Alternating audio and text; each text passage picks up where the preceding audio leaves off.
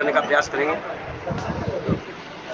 ओमकार की ध्वनि के द्वारा सब मन की प्रवृत्तियों को, व्यक्तियों को, सांसारिक बातों को छोड़ करके प्रभु चरणों के अंदर मन लगाते हुए 3 बार ओमकार की ध्वनि के द्वारा अपनी वाणी को पवित्र करने का प्रयास करें।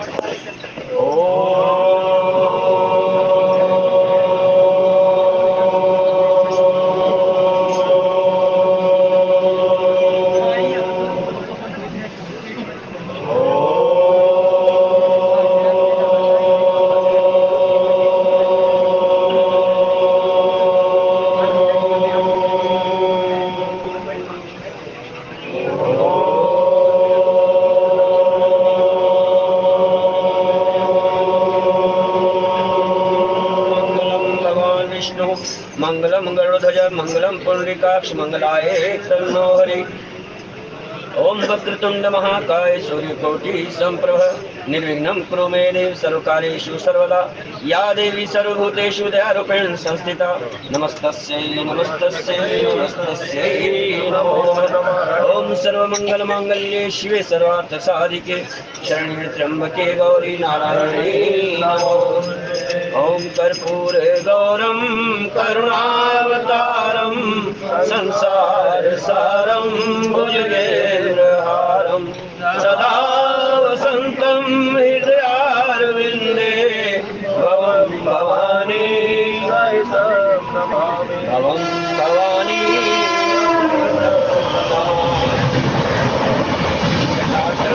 जल प्रवाह पावितस्थले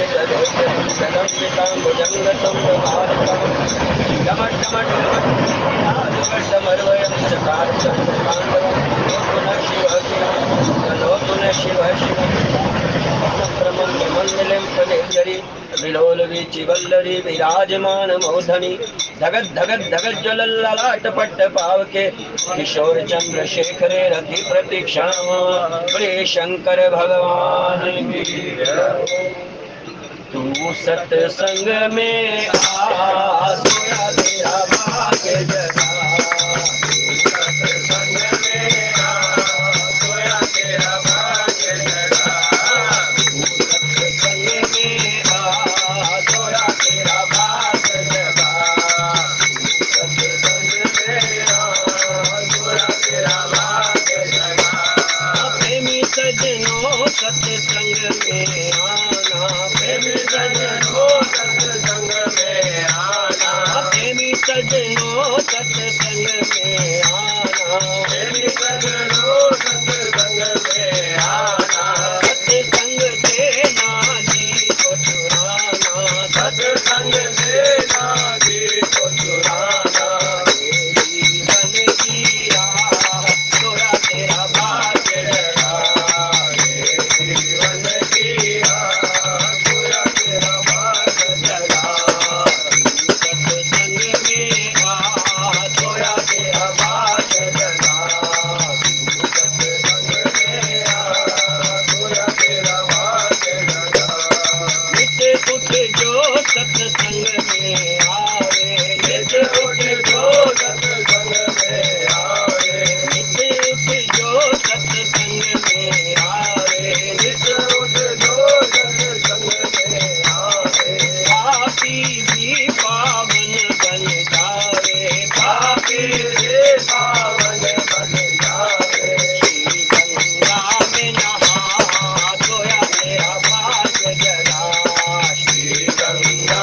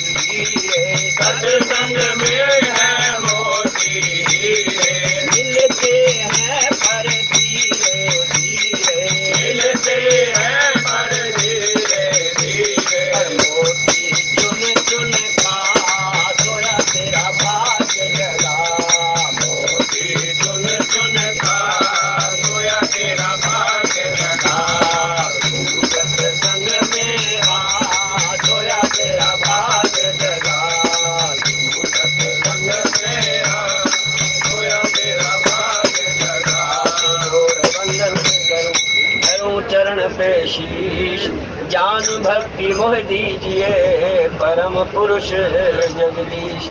सब कुछ दीना आपने भेंट धरूं क्या नाथ, नमस्कार की भेंट धरूं जोड़ूं मैं दोनों हाथ। दुख रूप संसार ये जन्म मरण की खान, आप निकालो दया करो सद्गुरु दीन दयाल। हे साईं दीन दयाल, प्रेम भक्ति देना में हे प्रेमाय अवतार, हे करुणाय अवतार। तुम हो गगन के चंद्रमा, हम है धरा की तार। हरि हरि ओ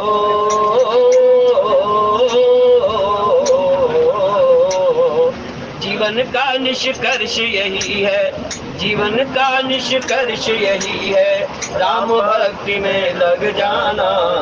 आ ही गए तो बैठो प्यारे, राम कथा सुनते जाना। आ ही गए तो बैठो प्यारे, राम कथा सुनते जाना। राम कथा अविरल गंगा है, राम कथा अविरल गंगा है, मज्जन फल लेते जाना। आ ही गए तो बैठो प्यारे, राम कथा सुनते जाना। जय जय राम कथा, जय श्री राम कथा, जय जय राम कथा, जय श्री राम कथा। जिसे श्रवण कर मिट जाती है, जिसे श्रवण कर मिट जाती है जन्म जन्म की व्यथा। जय जय राम कथा, जय श्री राम कथा, जय जय राम कथा, जय श्री राम कथा। तेरा सब संशय मिट जाए, तेरा सब संशय मिट जाए, श्री पार्वती का जथा। ओ जय जय राम कथा, ओ जय श्री राम कथा, जय जय राम कथा, जय श्री राम कथा। तू भी सुनकर अमर हो जाए, तू भी सुनकर अमर हो जाए, श्री हनुमान जी यथा। ओ जय जय राम कथा, ओ जय श्री राम कथा, ओ जय जय राम कथा, जय श्री राम कथा। तेरा परमार्थ बन जाए, तेरा परमार्थ बन जाए, श्री नारद का यथा। ओ जय जय राम कथा, ओ जय श्री राम कथा, जय जय राम कथा, जय श्री राम कथा। मंगल भवन अमंगल हारी, द्रवहु सुदशरथ अजेर बिहारी। मंगल भवन अमंगल हारी, उमा सहित जय जपत पुरारी। प्रथम जाई जिन वचन सुनाए, भूषण बसन भूरित न पाए। प्रेम पुलक तन मन अनुरागी, मंगल कलश सजन सब लागी।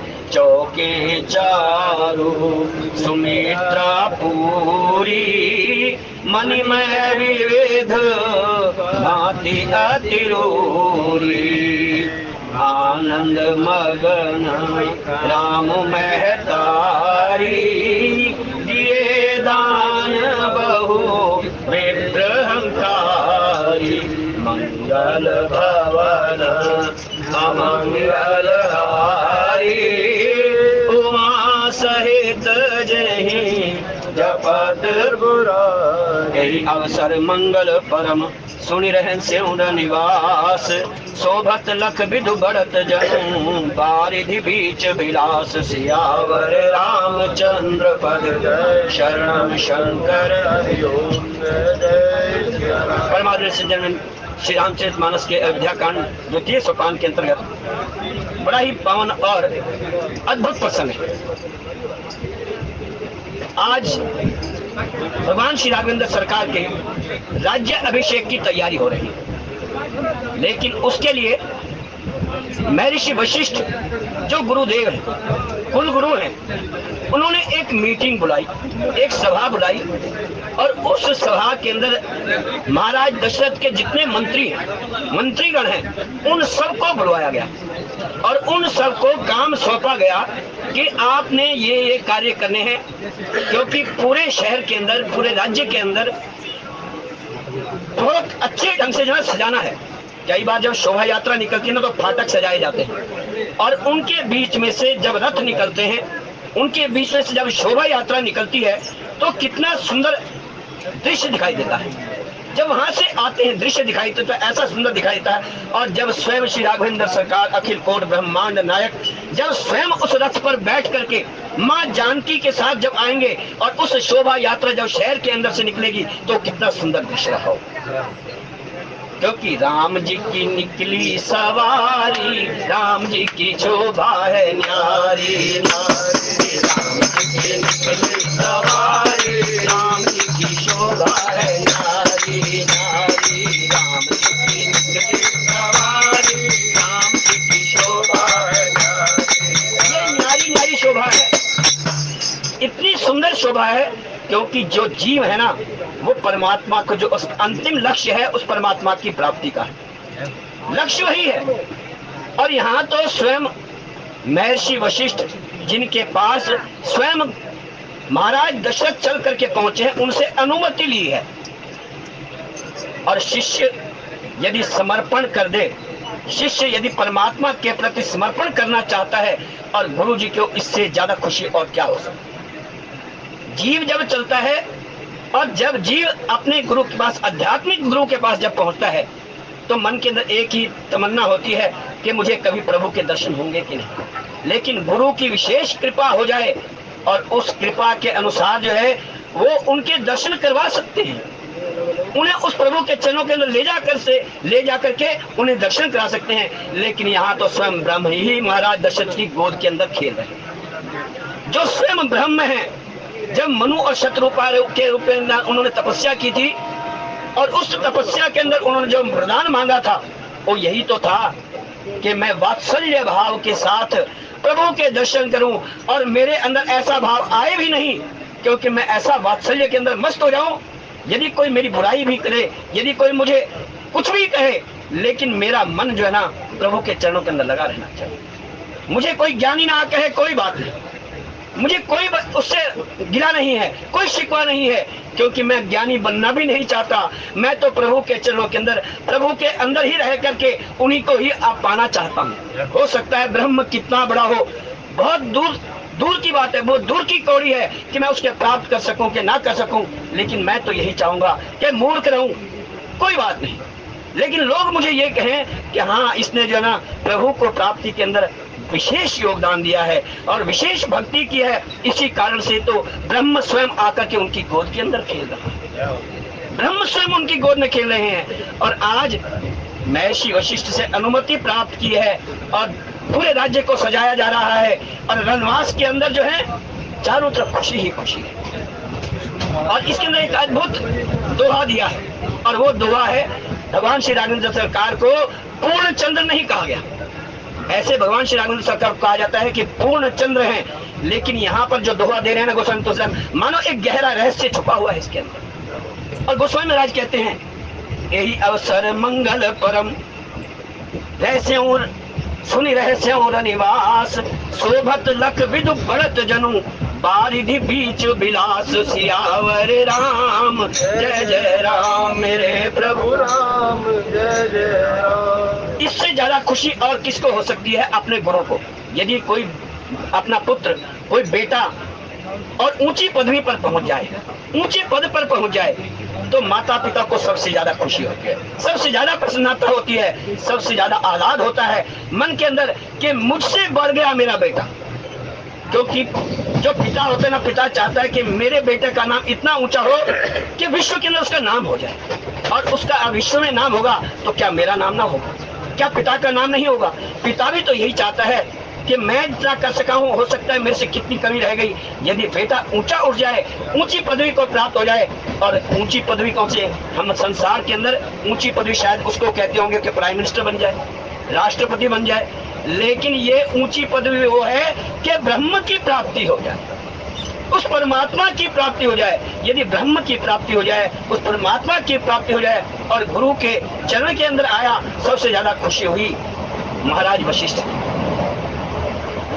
शिष्य समर्पण करना चाहता है, शिष्य समर्पण करना चाहते हैं, अपने आप को प्रभु के चरणों के अंदर समर्पित करना चाहता है। वो जानता है कि शरीर नश्वर है, वो जानता है ये शरीर खत्म होने वाला है, इस शरीर के अंदर कोई, क्योंकि यदि वृद्धावस्था जब आ गई, अब वृद्धावस्था के अंदर भी यदि प्रभु याद आ जाए, यदि प्रभु आत्मा की याद आ जाए, तो वो भी सबसे बड़ी बात है। क्योंकि हम तो सारा जीवन जो है वृद्धावस्था में ही, अरे बचपन छोड़िए, जवानी छोड़िए, प्रौढ़ अवस्था छोड़िए, हम अगर वृद्धा अवस्था के अंदर भी आ जाते, तब भी काम के अंदर, वासनाओं के अंदर, अहंकार के अंदर, मत के अंदर, लोभ के अंदर फंसे रहते हैं। जब उसके अंदर फंसे रहते हैं तो परमात्मा की प्राप्ति कैसे हो सकती है? और ये महाराज दशरथ जी का भाव है कि मैं प्रभु को अपना ये राज्य जो अभिषेक है, उनको शीघ्र से शीघ्र उतावले हो रहे हैं। महाराज दशरथ उतावले हो रहे हैं, और इतने उतावले हैं कि आज नहीं, 15 दिन के बाद नहीं, 10 दिन के बाद नहीं, अभी कोई मुहूर्त, जो सबसे पहले जो मुहूर्त निकलता हो, उसी मुहूर्त के अंदर राज्य अभिषेक हो जाना चाहिए। क्यों? उन्होंने अपने श्वेत केशों को देख लिया, श्वेत केशों को देखा, मेरी वृद्धा अवस्था आने वाली है, यदि अब नहीं किया समर्पण तो फिर कब होगा? अरे हम इस वृद्धावस्था के अंदर आकर भी हम तो उसको, प्रभु को भूले रहते हैं, तब भी भूले रहते हैं। अरे वृद्धा अवस्था जाए, श्वेत केश हो जाए, तो उसके बाद तो कम से कम प्रभु के चरण के अंदर अपने आप को समर्पित कर दें, लेकिन हम उसके अंदर भी नहीं कर पाते हैं। और वहाँ महाराज दशरथ जी, जिनकी गोद में स्वयं ब्रह्म खेल रहे हैं, जिनकी गोद के अंदर वो चारों भाई जो ब्रह्म के ही अंश हैं, क्योंकि ईश्वर अंश जीव अविनाशी, अमल सहज सुख राशि। ईश्वर अंश है, जो जीव है ना, यह भी ईश्वर का ही अंश है, ईश्वर का अंश है, लेकिन हम सब के सब सोए हुए हैं उस माया के अंदर, उस मोह के अंदर, उस मद के अंदर, उस लोभ के अंदर, उसके अंदर सोए हुए हैं।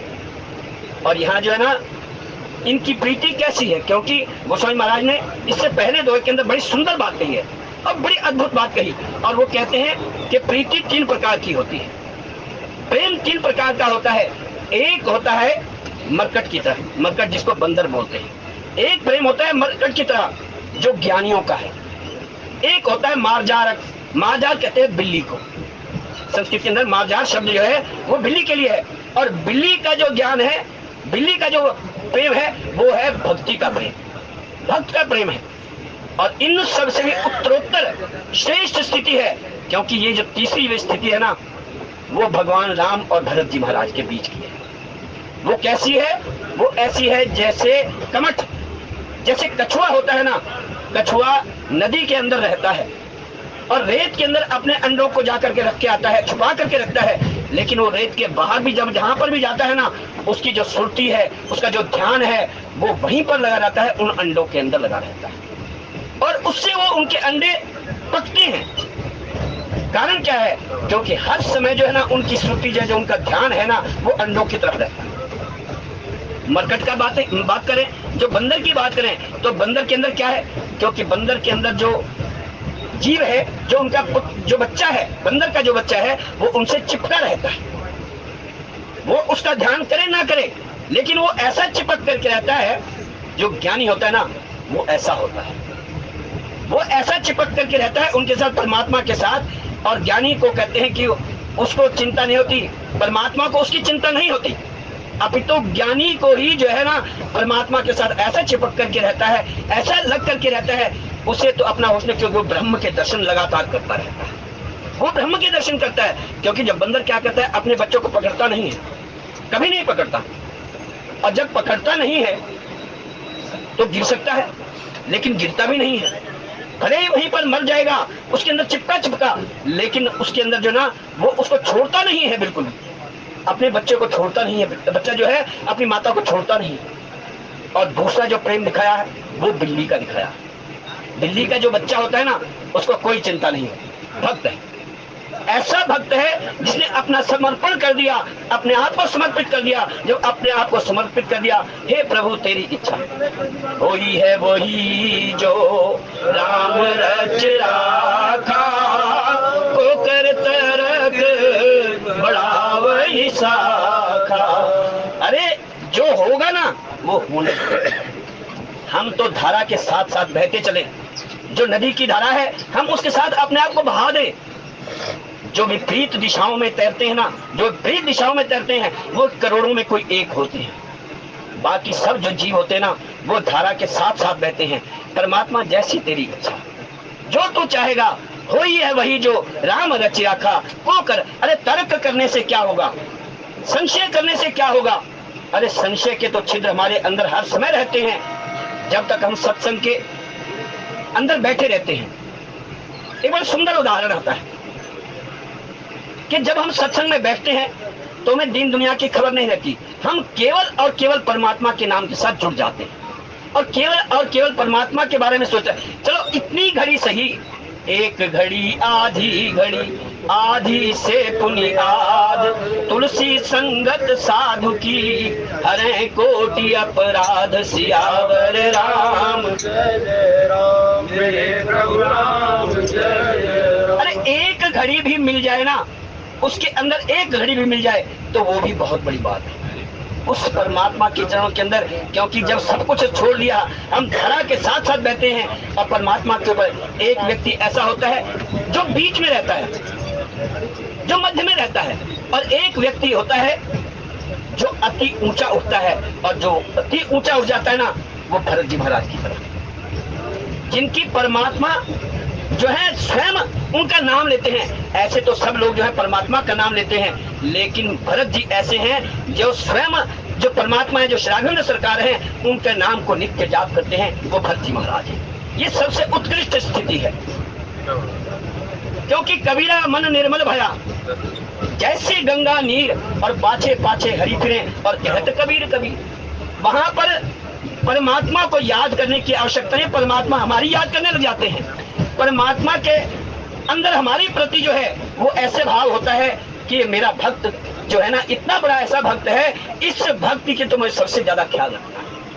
और जग जप राम और राम जपते ही, ऐसे भरत जो स्नेही हैं, ऐसे परमात्मा के जो भक्त है ना, उनके लिए कहा गया कि वो जो उत्तरोत्तर स्थिति है, उत्तम स्थिति है, जो श्रेष्ठ स्थिति है, वो श्रेष्ठ स्थिति यही है कि जैसे कछुआ होता है, कछुआ जो है अपने अंडों को रेत के अंदर दबा करके छोड़ के चला आता है, लेकिन ध्यान कहाँ रहता है, मन कहाँ रहता है? मन रहता है उसी चरणों के अंदर, उन्हीं अंडों के अंदर रहता है। और वो उसी से ही सूरज की गर्मी से वो सिक जाते हैं, पक जाते हैं, और उनमें से बच्चे जो निकलते हैं ना, वो वहां से देखता है कि मेरा बच्चा जो पानी के अंदर चला गया, मेरा बच्चा पानी के अंदर चला गया। इसका अर्थ यह है कि पानी के अंदर नहीं चला गया, अब तो उसने परमात्मा की प्राप्ति को। ये स्थिति है गुरुदेव। आज महाराज वशिष्ठ चाहते हैं कि मेरा जो शिष्य है ना आज समर्पित भाव करे, और ऐसा तीनों का जो श्रेष्ठ रूप दिखाया गया है, एक बंदर का, बिल्ली का और कमठ का, जो कछुआ है उसका दिखाया है। ये उत्तरोत्तर स्थिति है।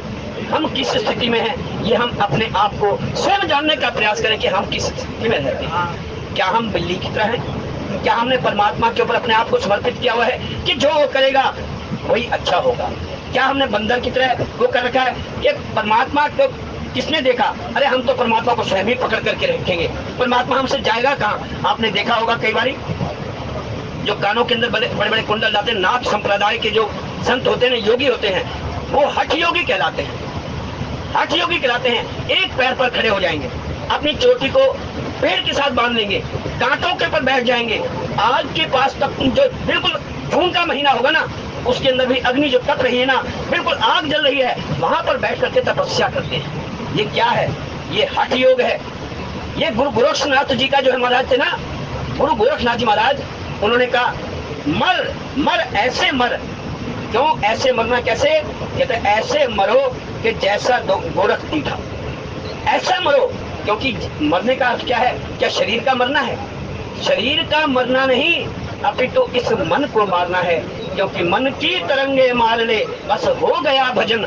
मन की तरंगे मार ले बस हो गया, क्योंकि ये मन ही तो ढीठ है।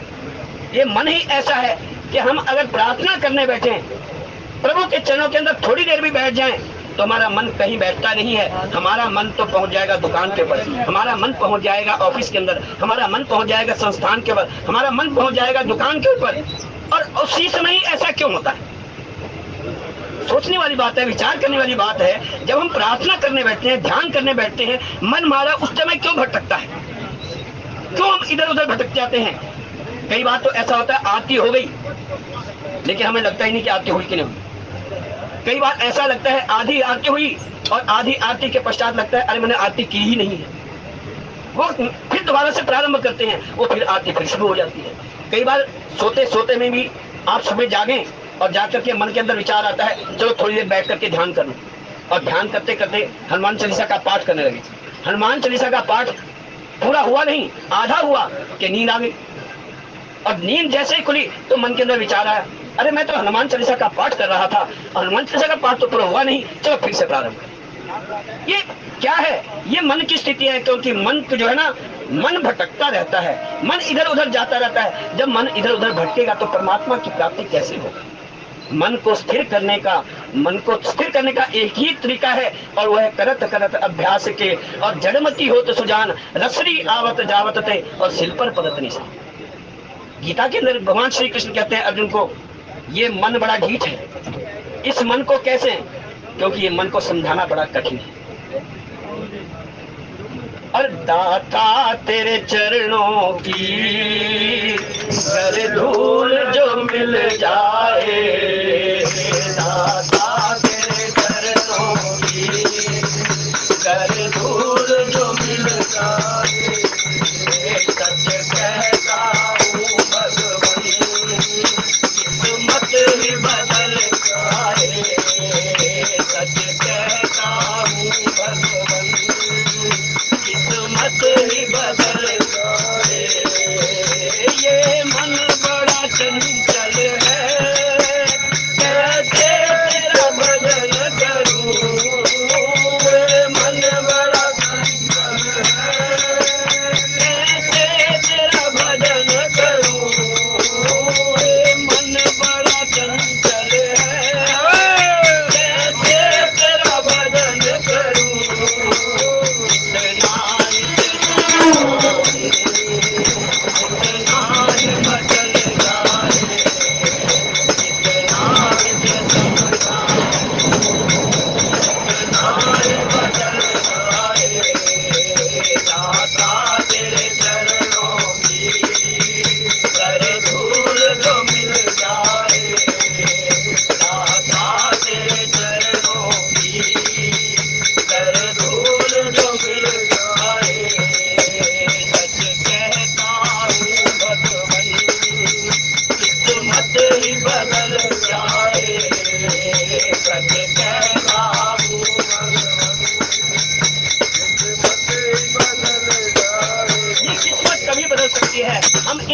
उत्तरोत्तर श्रेष्ठ स्थितियों के अंदर पहुंचे तो परमात्मा की प्राप्ति हो सकती है। और आज गोस्वामी महाराज यही कहना चाहते हैं कि राज्य के अंदर जो वशिष्ठ जी महाराज हैं, उन्होंने कई काम सौंपे हैं, मंत्रियों को बुलाया है, और मंत्रियों को बुला करके उन्हें अपने अपने काम सौंपे हैं। और उस काम को सौंपने के अंदर कहा, और गोस्वामी महाराज जब दोहा देते हैं ना कि भगवान श्री राघवेंद्र सरकार को ऐसा कहा गया, क्योंकि और किसी इसी पूरी मानस के अंदर भगवान श्री राघवेंद्र को हमेशा जो है पूर्ण चंद्र कहा गया है। एक ऐसा यही दोहा है जिसके अंदर बढ़ता हुआ चंद्रमा कहा गया। बढ़ता हुआ चंद्रमा क्यों कहा गया? क्योंकि अभी जो है राज्याभिषेक होना नहीं। राज्याभिषेक तभी होगा जब पूर्ण राज्याभिषेक तब होगा जब पूर्ण चंद्र तब कहा जाएगा, जब पूर्ण राज्य अभिषेक हो। जब वनवास से वापस आएंगे तब उन्हें कहा जाएगा कि ये पूर्ण चंद्र हैं और ये पूर्ण चंद्र। लेकिन यदि वैज्ञानिक दृष्टि से भी देखें, वैज्ञानिक दृष्टि से भी ज्वार भाटा आता है, और जब ज्वार भाटा आता है तो 2 बार आता है, दिन में 2 बार आता है ज्वार भाटा। लेकिन सबसे ज्यादा जो ज्वार भाटा आता है वो पूर्ण, जब चंद्रमा जो है पूर्ण स्थिति में होता है, पूर्णमासी जब आती है, जब पूर्णिमा आती है ना, तो सबसे ज्यादा ज्वार भाटा जो है उस समय आता है। उसकी लहरें उठती हैं, मानो चांद को छूना चाहती हूँ, वो लहरें ऐसी आती हैं, चांद को छू करके जाती हैं। और उसके जब ज्वार भाटा आता है ना, समुद्र है, समुद्र का नाम है रत्नाकर। समुद्र का अर्थ है रत्नाकर, और रत्नाकर का अर्थ है कि उसके अंदर अनेकों प्रकार के लाल हैं, रत्न हैं, मणियां हैं, शीख शंख हैं, सीपियां हैं, और उसके अंदर क्या क्या नहीं है, वो तो रत्नाकर का है। खजानों का खजाना है उसके अंदर, कुबेर का खजाना उसके अंदर छुपा हुआ है उस रत्नाकर के पास। मानो आज राज्य अभिषेक की जब बात हुई है तो पूरे राज्य को सजाया जा रहा है, लेकिन एक बात समझ में नहीं आई। वहां पर मन के अंदर एक विचार उठा, और वो ये कि कैकेयी को पता क्यों नहीं लगा। कौशल्या जी को पता लग गया, सुमित्रा जी को पता लग गया, महाराज वशिष्ठ जी महाराज से स्वयं दशरथ जी महाराज मिलकर के आए हैं, और उन दशरथ जी महाराज के मिलकर के आए हैं। जब क्या उन्होंने अपनी सब रानियों को, जब बाकी रानियों को पता लगा, तो कैकेयी को पता क्यों नहीं लगा। एक विचार करने की बात है वहां पर कैकेयी के मन के अंदर, क्योंकि यही तो कहने का मौका मिलता है मंत्रा को कि 15 दिन से सजावट हो रही है, 15 दिन से पूरे राज्य को, पूरे शहर को सजाया जा रहा है, लेकिन अभी तक आपको पता ही नहीं है। और मेरी एक दासी के द्वारा आपको पता चल रहा है कि आज जो है राम जी को राज तिलक होने वाला है। ये ऐसा कैसे हो सकता है? तो इसके अंदर भी रहस्य यही छुपा हुआ है, क्योंकि हुई है वही जो राम रच राखा, को कर तरक बड़ा वैसा। क्योंकि इसके अंदर भी भगवान श्री राघवेंद्र सरकार की रजाई है। भगवान श्री राघवेंद्र सरकार के मन के अंदर है कि पिता दीन मोही कानन राजू, मेरे पिता ने मुझे जो है उस वन का राज्य दिया है। क्योंकि परमात्मा कैसे हैं? वो तो ऐसे हैं, वो समदर्शी हैं, ऐसे समदर्शी हैं। यहाँ पर गोस्वामी महाराज कहते हैं कि जो है परमात्मा जो है ऐसे भगवान श्री राघवेंद्र सरकार के वो बढ़ते हुए चंद्रमा है। और कह दिया यही अवसर मंगल परम सुनि रहस्य उर निवास, शोभत लख विदु बढ़त जनु बारिधि बीच विलास, सियावर राम जय जय राम मेरे प्रभु। लेकिन श्री राघवेंद्र सरकार और माँ जानकी जी को शकुन हो रहे हैं, मंगल शकुन हो रहे हैं। और मंगल शकुन किस बात के हैं? क्या राज्याभिषेक के बारे में हो रहे हैं? नहीं, वो कहते हैं कि भरत जी आने वाले हैं। उनके मन के अंदर जो शकुन हो रहे हैं, उनकी बाईं आंख फड़क रही है जानकी जी की, माँ जानकी जी की बाईं आंख फड़कती है और श्री राघवेंद्र सरकार की दाईं आंख फड़कती है। क्योंकि ये जो स्थितियां होती है ना, जो मनुष्य होता है, जो पुरुष होता है, उसकी दाहिने अंग जो फड़कते हैं तो उसके अंदर शुभ होता है, और जो स्त्री होती है उसके बाएं अंग फड़कते हैं तो उसके अंदर शुभ होता है। और यहाँ पर जानकी जी स्वयं कहते हैं राघवेंद्र सरकार को, मुझे ऐसा लगता है क्योंकि जब से 12 वर्ष हो गए, 12 वर्षों से कैकेयी देश से जो अश्वपति जो राजा है वहां के कैकेयी प्रदेश के, कश्मीर को जिसका आज कश्मीर कहते हैं, वो कैकेयी प्रदेश कहाँ, अयोध्या और कैकेयी प्रदेश, और उस कैकेयी प्रदेश के जो राजा थे अश्वजित, उनके पुत्र जो है युद्धाजित, जो भरत जी के मामा है, जो भरत जी के मामा हैं, वो उन्हें 12 वर्ष से अभी तक वहां पर हैं। मुझे ऐसा लगता है वहां पर पहुंच करके, और उसके साथ साथ शत्रुघ्न भी साथ चले गए। उनका प्रेम आपस में इतना है कि वो उनके बिना रह नहीं सकते, शत्रुघ्न जी उनके बिना नहीं रह सकते, और भरत जी उन्हें भी अपने साथ लेकर के गए। और अभी अवधपति, क्योंकि अवधपति भगवान जो दशरथ जी महाराज हैं, और आज जब इतना बड़ा आयोजन कर रहे हैं, तो क्या वहां पर जो वहां पर संदेश वहां पर पहुंचाना नहीं चाहिए था? क्या कैकेयी के पास ये संदेश नहीं पहुंचना चाहिए था? लेकिन उसके अंदर, क्योंकि देवता भी यही चाहते हैं, देवता जितने हैं, एक बात और भी है कि सबके सब जो है हमारे इस शरीर के अंदर जो है ना, हर अंग के अंदर देवता बैठे हैं। आंखों के अंदर सूर्य बैठे हैं, चंद्रमा बैठे हैं, हर अंगों के, हर शरीर के अंदर। और जब हम भक्ति करते हैं, परमात्मा की तरफ बढ़ते हैं, तो वो ऐसा लगता है कि वो हमें आगे बढ़ाने में सहायता करते हैं। हम देवताओं से प्रार्थना करते हैं, और देवता लोग जब हमारी सहायता भी करते हैं, लेकिन जब एक बार ऐसा आता है कि हम अपने शरीर को शरीर नहीं समझते, और हम समझते हैं कि ब्रह्म से मिलन करना चाहते हैं, तो फिर वो देवता जितने, क्योंकि ब्रह्म से मिलन का अर्थ है कि ये शरीर को छोड़ करके, शरीर को नश्वर मान करके हम उस आत्मा को परमात्मा से मिलाना चाहते हैं, हम उस आत्मा को परमात्मा से मिलाना चाहते हैं, तो वहां पर जब व्यक्ति बहुत आगे बढ़ जाता है, जब जीव बहुत इतना आगे बढ़ जाता है कि देवता परेशान हो जाते हैं। अरे हमने तो इसको ये कहा था कि परमात्मा के रास्ते पर चलो, ये तो हमारे ही पद को प्राप्त करना चाहते हैं, ये तो देवराज इंद्र के पद को प्राप्त करना चाहते हैं। मानो उनके अंदर, मन के अंदर ऊंच निवास नीच कर तूती, देख न सकहीं पराई विभूति। ऊंच निवास, क्योंकि जो ऊंचे पर रहता है ना, क्यों गिद्ध हो, चाहे कितना भी ऊंचा उड़ जाए, कितना भी ऊंचा उड़ जाए, बाज हो, गिद्ध हो, ये जो मांस भक्षी जानवर हैं, पक्षी हैं, ऊंचे कितने भी उड़ जाएं, लेकिन उनकी दृष्टि कहाँ रहती है? नीचे जो मांस का लोथड़ा पड़ा है ना, मांस का जो टुकड़ा पड़ा है ना, उसके ऊपर उनकी दृष्टि है।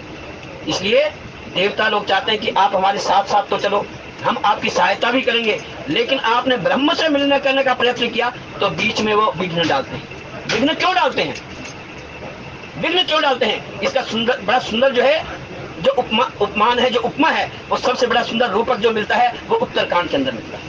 उत्तरकांड के अंदर बड़ा सुंदर उपमा मिलती है, और उसके अंदर क्या कहते हैं, रूप बनाते हैं कि दीपक जो जलाया गया, दीपक के लिए, क्योंकि ज्ञान रूपी दीपक अगर जलाना है हृदय के अंदर, तो उस ज्ञान रूपी दीपक को जलाने के लिए बड़ी मेहनत करनी पड़ती है, बड़ा परिश्रम करना पड़ता है।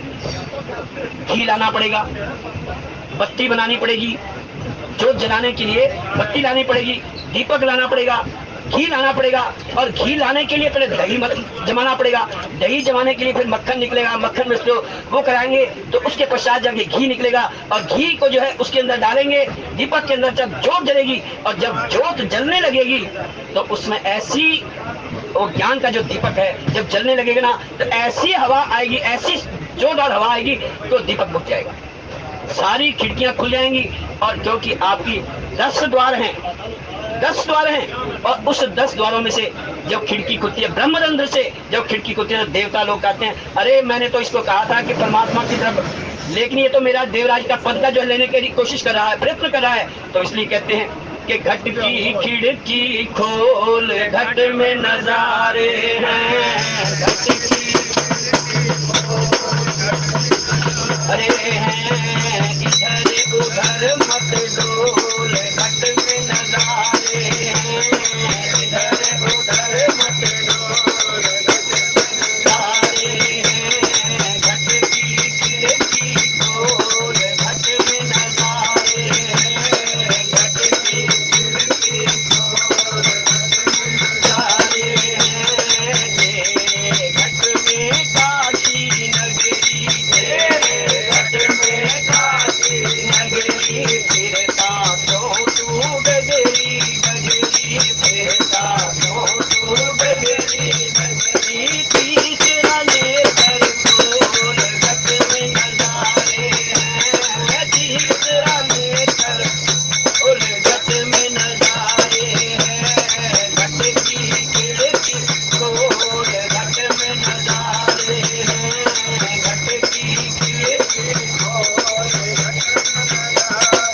अगर दृश्य देखने हैं उस परम पिता परमात्मा, क्योंकि वो अनहद है, अनहद बचता है ना, जब शरीर के अंदर जो है रोए रोए खड़े हो जाते हैं, शरीर के रोए खड़े हो जाते हैं, क्योंकि उसके अंदर से अनहद बचता है। अनहद का अर्थ, अभी आप जब प्रारंभ में ओंकार की ध्वनि निकालते हैं ना, तो उसके अंदर से तरंगे निकलती हैं, वाइब्रेशंस निकलती हैं। आपने देखो, अगर सब के सब इकट्ठे मिलकर के ओंकार की ध्वनि कर रहे हैं, और आप अपने स्वयं अकेले उस बात को सुनो, जब आप श्रवण करेंगे तो आपको लगेगा कि ये कहाँ से ध्वनि आ रही है। जैसे घंटे बजते हैं ना मंदिर के अंदर, और घंटे की जो ध्वनि होती है, ध्वनि तरंगे होते हैं, वो जब बजती हुई चली जाती है ना, वो ध्वनि तरंगे जो है उसके अंदर मन को बड़ी अच्छी लगती है। और यहाँ पर भी यही है कि अपने मन को खोलना है, मन को समझाना है। और यहाँ पर गोस्वामी महाराज कहते हैं, उन्होंने श्री राघवेंद्र सरकार को वो कहा जो कि एक चंद्रमा की भांति जो है बढ़ रहे हैं, और चंद्रमा बढ़ रहा है, लेकिन चंद्रमा कब अपनी पूर्ण स्थिति में पहुंचेगा? जब पूर्ण स्थिति में पहुंचेगा तब जाकर के भगवान श्री राघवेंद्र का राज तिलक हुआ। और उसके साथ साथ कहा कि जो रत्नाकर है, जो समुद्र है, समुद्र अपने साथ रत्नों को लेकर के आता है। जब रत्नों को लेकर के आता है तो जो सबसे पहले किनारे पर पहुंचेगा, तो वो रत्न जो है वो उसी को ही प्राप्त होंगे। और गोस्वामी यही बात कहते हैं कि जब रानियों ने इस बात को सुना कि भगवान श्री राघवेंद्र का राज्याभिषेक होने वाला है, तो जो भी वहां पर दास दासी हैं, उन्होंने जाकर के जब खबर सुनाई, मानो ऐसा लगा जो किनारे पर सबसे पहले पहुंच गया उसे ही वस्त्र मिले, उसे ही हीरे जवाहरात मिले, उसे ही भेंट प्राप्त हुई। और उसके लिए गोस्वामी ने कहा, प्रथम जाई जिन वचन सुनाए, भूषण बसन भूरी तिन पाए, प्रेम पुलक तन मन अनुरागी, मंगल कलश सजन सब लागी। और इस समाचार को सुन करके, क्योंकि जब महाराज वशिष्ठ जी महाराज हैं, उन्होंने सब मंत्रियों को जब मंत्रणा की और उन सबको कार्य दिया, जिसको भी जो कार्य दिया, मानो गोस्वामी महाराज ने एक ही चौपाई के अंदर उसके अंदर सब कुछ कह दिया। पहली चौपाई में कहा कि महाराज वशिष्ठ जी ने, जो गुरुदेव वशिष्ठ हैं, उन्होंने सबको आज्ञा दी, सबके जो काम है वो सबके सब पूर्ण करके रखो, क्योंकि जल्दी कल ही उनका राज तिलक होना है। लेकिन राज तिलक होने के लिए कल की बात नहीं होनी चाहिए। अगर होना है, जो शुभ कार्य है, मन में अगर विचार आ गया तो आज ही शुभ कार्य कर दो। यदि आज ही शुभ कार्य कर दिया जाए तो वो उसके अंदर लाभ है, क्योंकि कल का कुछ नहीं पता कि कल क्या हो जाए, कल का कुछ नहीं। क्योंकि उठ जाग मुसाफिर भोर भई, अब रहन कहाँ जो सोवत है, उठ जाग मुसाफिर भोर भई, अब रहन कहाँ जो सोवत है, जो सोवत है तो खोवत है, जो जागत है तो पावत है, जो सोवत है जो पावत है, जो जागत है तो पावत है। उठ जाग मुसाफिर भोर भई, अब रहन कहाँ जो सोवत है, उठ जाग मुसाफिर भोर भई, अब रहन कहाँ जो सोवत है। जो अज करना वो अब कर ले, जो अब करना वो अब कर ले, जो कल करना वो अज कर ले, जो कल करना वो अज कर ले, जो अज करना तो अब कर ले, जो अब करना वो अब कर ले। जब चिड़ियों ने चुग खेत लिया, आते पछताए क्या होवत है, जब चिड़ियों ने चुग खेत लिया, आते पछताए क्या होवत है। उठ जाग मुसाफिर भोर भई, अब रहन कहाँ जो सोवत है, उठ जाग मुसाफिर भोर भई, अब रहन कहाँ जो सोवत है। जो कल करना है सो आज कर, जो आज करना है सो अब कर ले। ये नहीं कल के ऊपर मत हो, कल की बात करोगे तो कल कभी आई नहीं। कल किसने देखी? हम अगर कथा भी सुने ना तो कथा ऐसे सुने जैसे आज मेरी अंतिम कथा है। ऐसे मन के अंदर विचार करके चले, कल पता नहीं हम हो या ना हो, कल का क्या पता, कल हम हो ना हो। और एक क्षण का भरोसा नहीं, भरोसा है ही नहीं, क्योंकि अगर सांस ऊपर गई है नीचे आएगी कि नहीं आएगी। मन में तो यही विचार करके चले, मेरी आज अंतिम कथा है, आज मैं बस अंतिम बार कथा सुन रहा हूँ, ये मन में विचार करके चलेंगे तो परमात्मा की प्राप्ति में देरी नहीं, क्योंकि मन के अंदर यही विचार आ गया। क्योंकि उस परमात्मा से प्राप्त करना है तो जो कल करना है वो आज कर ले, जो आज करना है सो अब करने। तो वही होगा कि जब चिड़ियों ने चुग खेत लिया और पीछे पछताए क्या। इसलिए गोस्वामी महाराज कहते हैं उनका राज तिलक होना है, लेकिन बात कल पर छोड़ दी। जब कल पर बात छोड़ी तो परमात्मा कहते हैं कि भैया कल किसने देखी। एक महाभारत के अंदर घटना आती है, महाभारत के अंदर घटना आती है कि युधिष्ठिर जी महाराज के पास उसने यज्ञ किया गया, अनुष्ठान था, और उसके पश्चात वो दान वितरण कर रहे थे, दान दे रहे थे।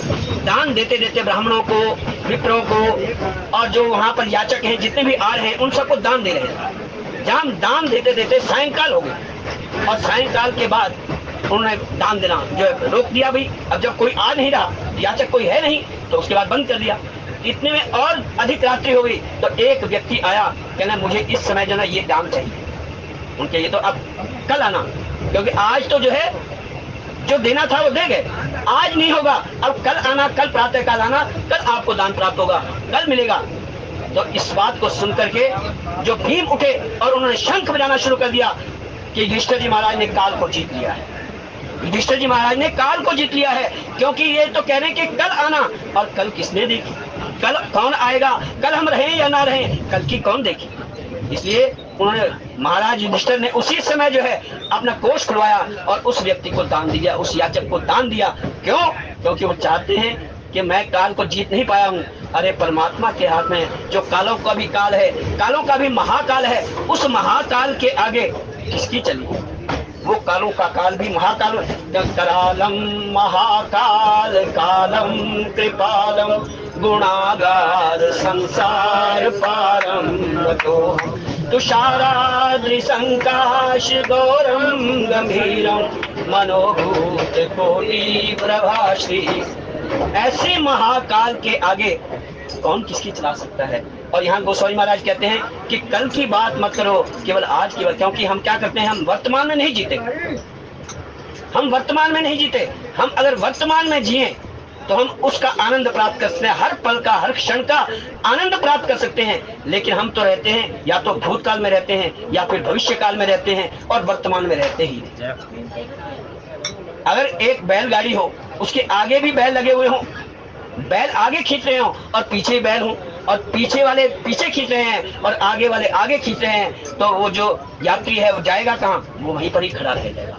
इसलिए यात्रा यदि करनी है तो वर्तमान में करनी है, क्योंकि हम वर्तमान में रह करके उस प्रभु की प्राप्ति कर सकते हैं, हम आनंद ले सकते हैं। तो वर्तमान में रह करके ही आनंद प्राप्त कर सकते हैं। या तो क्योंकि जो भूतकाल है, भूतकाल जो बीत चुका, जब बीत चुका वो तो हाथ आ नहीं सकता।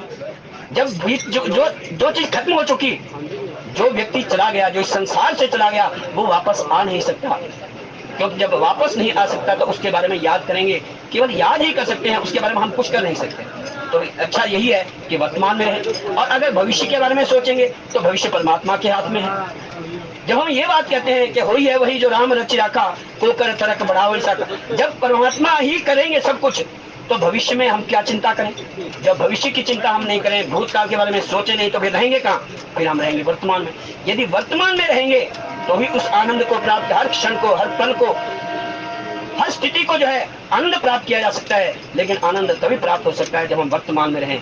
क्योंकि महाराज दशरथ जी उस वर्तमान में रह करके नहीं, बल्कि अब कल की बात सोच रहे हैं कि राज्याभिषेक कल होगा, लेकिन कल कब आएगा किसने देखा, कल राज्याभिषेक होगा अथवा नहीं होगा, वो आप आने वाले वक्ताओं के माध्यम से कल श्रवण कर पाएंगे। कथा कोई विश्वनाथ त्रुटि क्षमा, बोले आनंद कंद भगवान की।